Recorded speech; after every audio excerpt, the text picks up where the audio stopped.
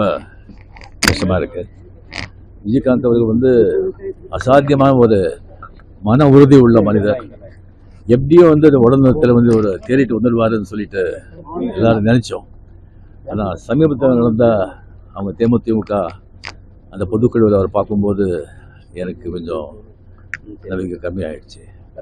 அவர் நல்லா ஆரோக்கியமாக இருந்திருந்தால் தமிழக அரசியலில் ஒரு மிகப்பெரிய சக்தியாக நிகழ்ந்திருப்பார். தமிழ் மக்களுக்கு நிறைய நல்லது பண்ணியிருப்பார். அந்த பாக்கியத்தை தமிழ் மக்கள் இருந்திருக்கோம். அவங்க ஆத்மசாந்தி அடையட்டும்.